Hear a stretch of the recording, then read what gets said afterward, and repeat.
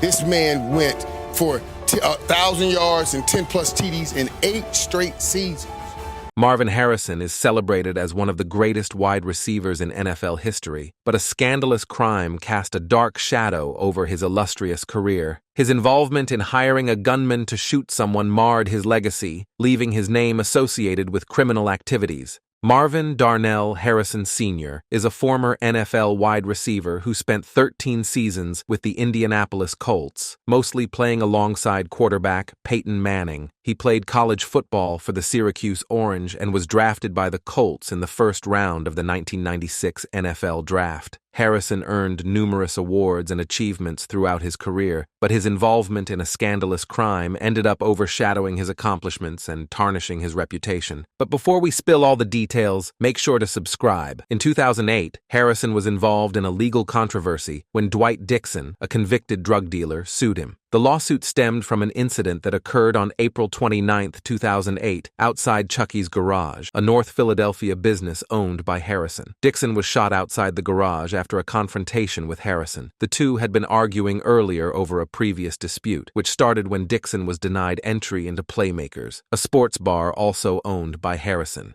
Dixon claimed that Harrison was the one who shot at him. On January 6, 2009, Philadelphia District Attorney Lynn Abraham revealed that the gun used in the shooting was the same model as one registered to Harrison. However, despite this connection, authorities were unable to determine who actually fired the gun. This situation further complicated Harrison's public image, casting a long shadow over his successful football career. Philadelphia District Attorney Lynn Abraham also announced that no charges would be pursued in the case due to conflicting witness statements. Within a week of the shooting, Harrison was no longer considered a suspect. The situation took another turn when Dwight Dixon, who initially gave the police a false name and falsely claimed he was robbed by 2 men after the shooting, was convicted of filing a false report on January 28, 2009. Dixon was sentenced to 6 months probation. His lawyer sought a new trial, arguing that the conviction violated Dixon's parole in an unrelated case. Additionally, Harrison faced a lawsuit from Robert Nixon, a bystander who was caught in the crossfire of the shooting. Nixon identified Harrison as the shooter in his statement to the police. On July 21,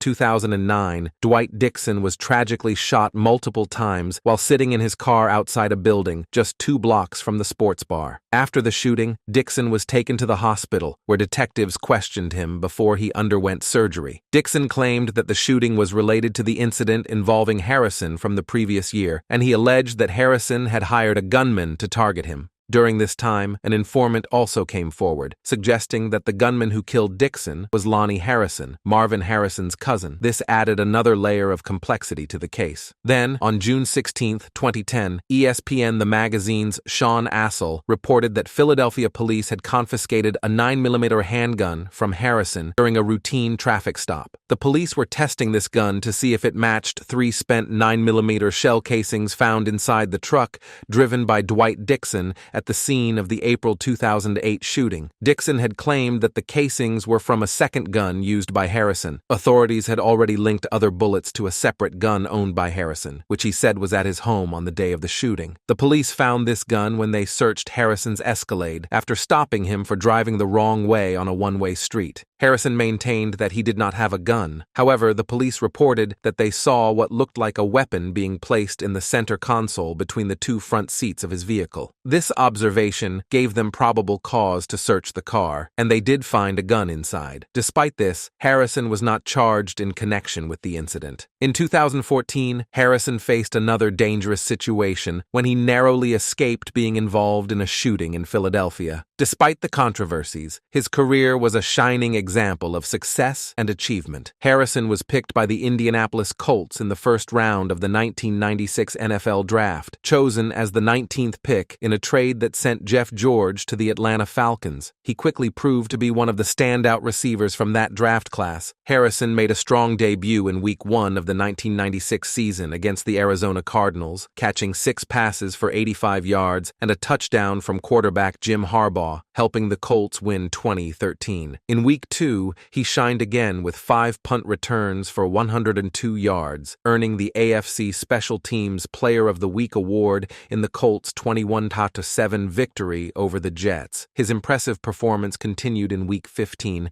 against the Philadelphia Eagles, where he had 6 catches for 106 yards and a touchdown in a 37-10 win. The following week, in a 24-19 victory over the Kansas City Chiefs, he caught 6 passes for 103 yards and scored 3 touchdowns, earning the AFC Offensive Player of the Week honor for that game. By the end of his rookie season, Harrison had tallied 64 receptions for 836 yards and 8 touchdowns, finishing 4th among rookie wide receivers in receiving yards, 3rd in receptions, and tied for 2nd in touchdowns. In the 1998 NFL Draft, Peyton Manning joined the Indianapolis Colts as their new franchise quarterback. Manning and Harrison quickly became one of the most dynamic quarterback-receiver duos in NFL history. In their 1998 season opener, Harrison had a strong start with 5 catches for 102 yards and a touchdown, even though the Colts lost 24-15 to the Miami Dolphins. Later in the season, he had a standout game in Week 7 against the San Francisco 49ers with 3 touchdown receptions,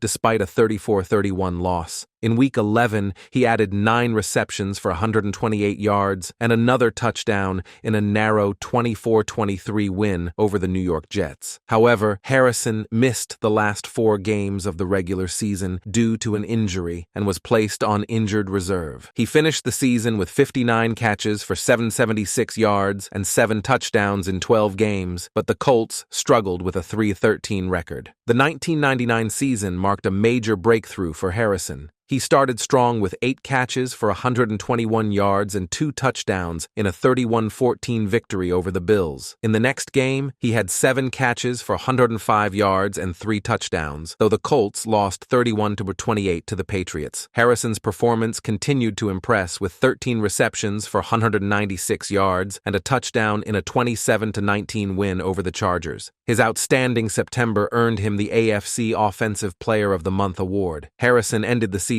with 115 receptions for 1,663 yards and 12 touchdowns, leading the Colts to a 13-3 record and an AFC East title. He earned Pro Bowl and first-team All-Pro honors for his performance. In 2000, Harrison continued to shine. He kicked off the season with 9 receptions for 115 yards in a 27-14 win over the Chiefs. In the following game, he had 10 catches for 141 yards and a touchdown in a 38-31 loss to the Raiders. Despite a tough loss to the Patriots in Week 6, where he caught 13 passes for 159 yards and a touchdown, Harrison bounced back with a 7-reception, 134-yard game in a 37-24 win over the Seahawks. In Week 2 of the 2001 season, Harrison dazzled with 7 catches for 146 yards and 3 touchdowns in a 42-26 win over the Bills. He continued to make headlines with 8 receptions for 157 yards and a touchdown in a Week 6 loss to the Patriots, and 9 catches for 174 yards and 3 touchdowns in a Week 9 loss to the Dolphins. The 2002 season saw Harrison excel even further. In Week 2, he had 11 receptions for 144 yards and a touchdown in a loss to the Dolphins. He followed that up with 9 receptions for 145 yards and a touchdown in a win over the Bengals. Harrison was named AFC Offensive Player of the Month for November, and then had 9 receptions for 172 yards and 2 touchdowns in Week 15 against the Browns, earning him AFC Offensive Player of the Week honors. In the 2003 season, Harrison continued his impressive play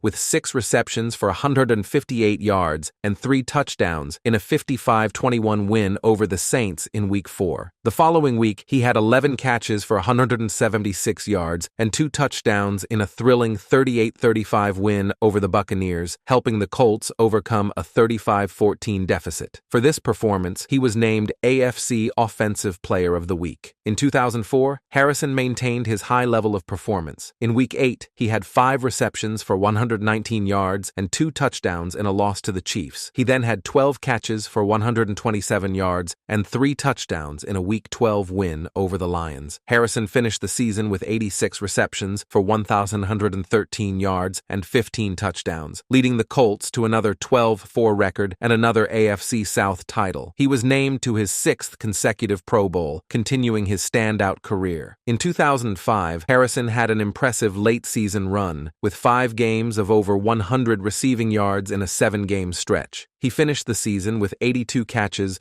for 1,146 yards and a league-leading 12 touchdowns, helping the Colts to a 14-2 record and an AFC South title. His performance earned him a spot in his 7th consecutive Pro Bowl. The following year, Harrison continued to shine. He had back-to-back 100-yard games in the season's opening weeks and delivered standout performances, including 8 receptions for 145 yards and 2 touchdowns in a Week 9 win over the Patriots. By December 2006, Harrison became only the 4th player in NFL history to record 1,000 receptions, joining an elite group. In 2007, a knee injury limited Harrison to just 5 regular season games, though he did return for the playoffs. By the end of 2008, he surpassed Tim Brown to become 2nd on the all-time reception list and finished the season with 60 catches for 636 yards and 5 touchdowns. After requesting his release from the Colts, he sat out the 2009 season and retired quietly from the NFL. Harrison was inducted into the Colts Ring of Honor